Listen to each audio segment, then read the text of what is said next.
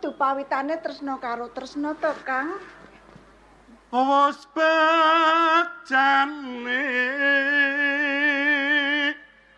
awak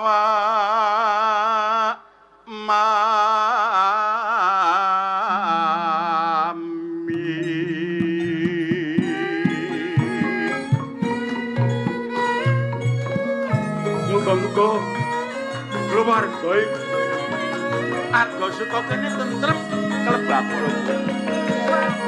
mangke marang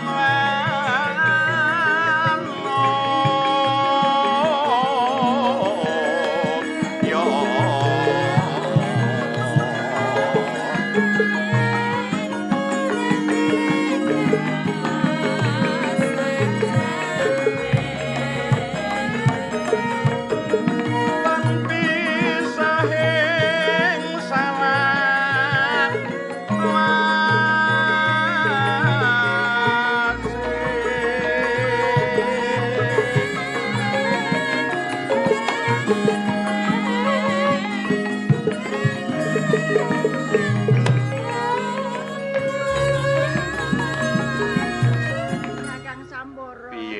kurang piye aku?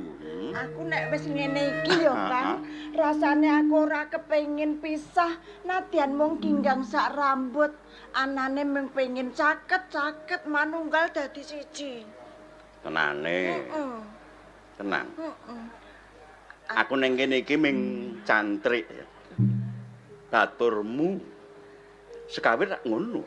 Iya ning nyatane saiki kowe dadi bojoku, calon sing arep nguripi aku, ngayomi aku, pati uripku, tresnaku ming kanggo kowe lho Kang tenan. Tuh mesti nyemprot hiduku. Iki lho. Kaning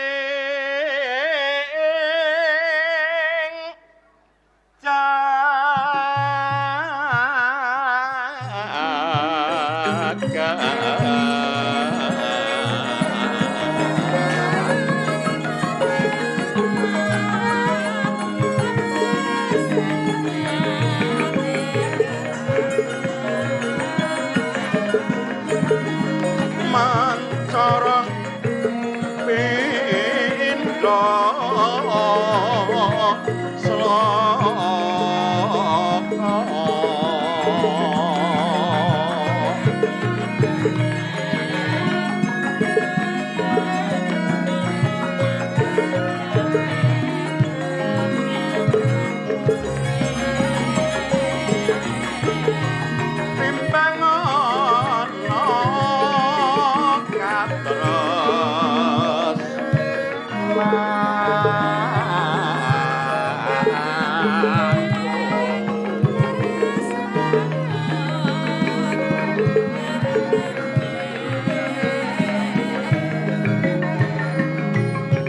sunat gepi saben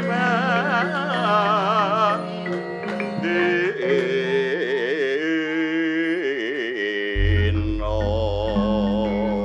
Lambang Sari. Piye Kakang?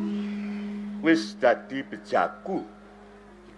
Aku karo kowe pancen wis ginaris kudu urip bebarengan. Iya Kakang. Tak jaluk ya Lambang Sari. Iya. Nggonmu tresna marang aku. Aja nganti luntur. Ora. Senajan aku iki mung jejering cantrik ning papan kene. Sik cilik untuk war cepet.